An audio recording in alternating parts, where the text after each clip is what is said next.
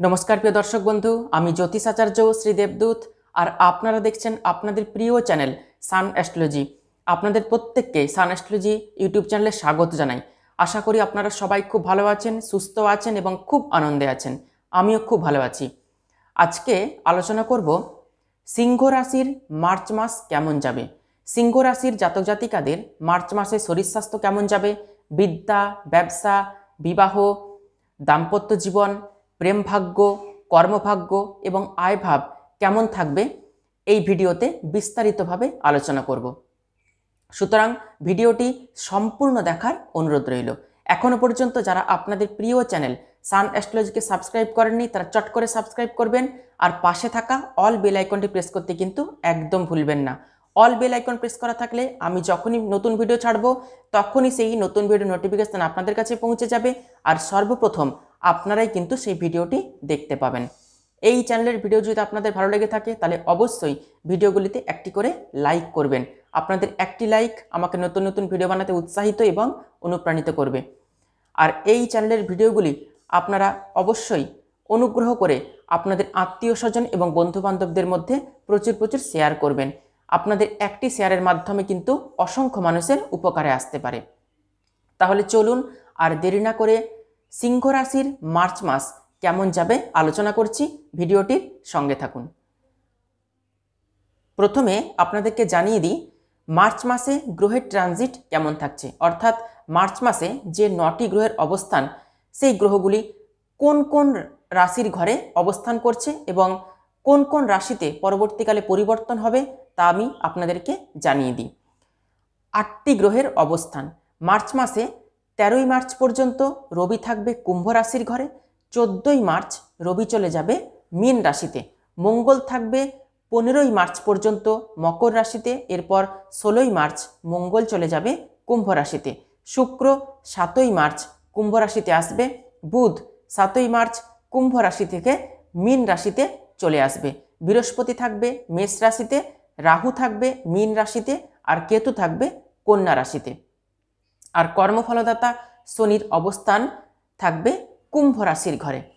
সিংহ রাশির মার্চ মাস কেমন যাবে? সপ্তমভাবে রবি শনির এক ঘরে অবস্থান কুম্ভ রাশির ঘরে। সিংহ রাশির উপর রবি শনির দৃষ্টি, শরীরের দিকে বিশেষভাবে খেয়াল রাখতে হবে। মানসিক চাপ থেকে নিজেকে মুক্ত রাখতে হবে, তা না হলে ব্লাড প্রেশার, মাইগ্রেন এবং রক্ত ওরিয়েন্টেড কিন্তু সমস্যা আসবে। টেনশন, অ্যাংজাইটি, স্ট্রেস আসলেই শরীরের সমস্যা আসবে। অষ্টমের রাহু হজম এবং লিভার সংক্রান্ত সমস্যা নিয়ে আসবে। খাওয়া দাওয়ায় বিশেষ পরিবর্তন আনতে হবে। শনি রবির এক ঘরে অবস্থান পিতা পুত্রের সম্পর্কে মতানৈক্য, মতবিরোধ নিয়ে আসবে।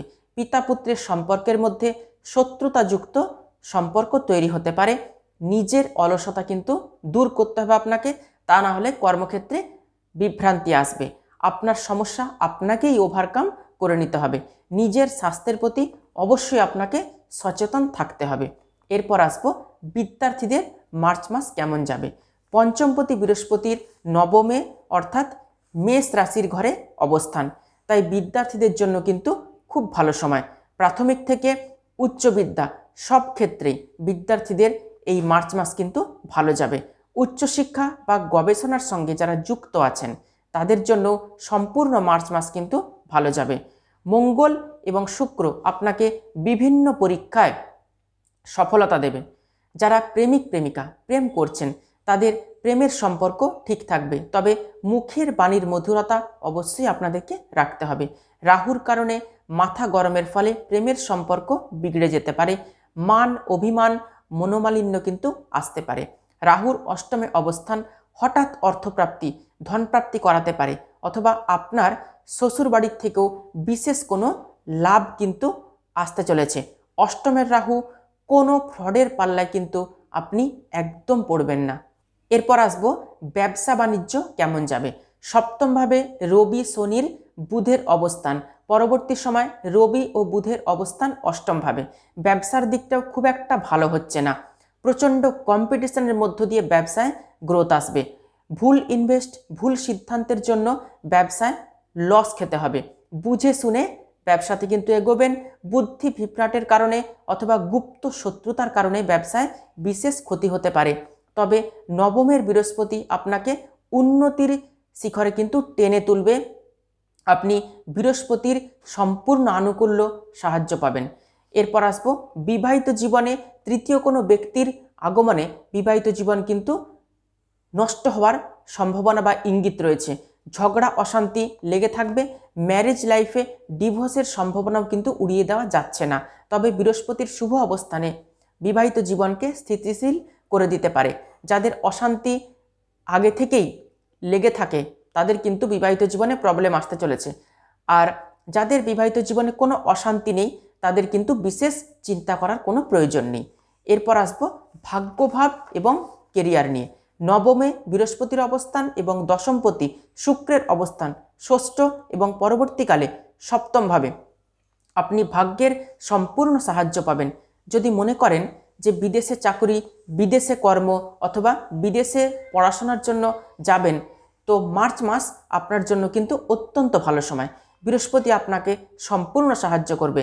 ব্যবসা ক্ষেত্রে ও চাকুরি উভয় ক্ষেত্রেই উন্নতি করতে পারবেন।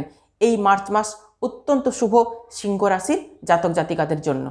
অষ্টমস্থ রাহু আপনাকে বাজে বিষয়ের দিকে আকর্ষণ করাবে, যা আপনার জন্য কিন্তু জরুরি খুব একটা নয়। আপনাকে আপনার কাজের দিকে ফোকাস করতে হবে, ধ্যান দিতে হবে। রাহু মিথ্যে বদনাম, অপবাদ বা যে কাজ আপনি হয়তো কখনো করেননি সে কাজের কিন্তু দায়ভার আপনাকে নেওয়া করাবে। মান সম্মান ধুলোয় মিশিয়ে দিতে সাহায্য করবে এই রাহু। আবার অপরদিকে এই রাহু আপনার জন্মকুণ্ডলিতে যদি শুভ অবস্থানে থাকে তাহলে আপনাকে উন্নতিতে সাহায্য করাবে। কর্মক্ষেত্রে ঊর্ধ্বতন কর্তৃপক্ষের নজরে আসার সুযোগ করে দেবে কিন্তু এই রাহু। আপনার কাজের জায়গায় বড়দের সম্মান করে চললে কিন্তু আপনার বেশ ভালো হবে। ওনাদের কথায় রিয়্যাক্ট না করে শান্তিপূর্ণভাবে ওনাদের কথা অর্থাৎ বসের কথা মেনে নিলে পরবর্তীকালে কিন্তু আপনাকেই আপনার বস হেল্প করবে। বুধ স্থানান্তরিত হচ্ছে মীন রাশিতে, অষ্টমভাবে নিচ ঘরে যাচ্ছে। এই রাহু এবং বুধ আপনার সিনিয়রের সঙ্গে যাবতীয় কিন্তু ঝামেলা বাঁধাবে। আপনাকে বুদ্ধি করে কিন্তু বসের সাথে কথা বলতে হবে এবং খুব ট্যাকেল করে জীবনে চলতে হবে। পিতার সঙ্গে মতভেদ বা মতবিরোধ কিন্তু একদম করবেন না। কেতু আপনার ছোট ভাই বোনদের সঙ্গে সম্পর্ক ভালো রাখতে সাহায্য করবে।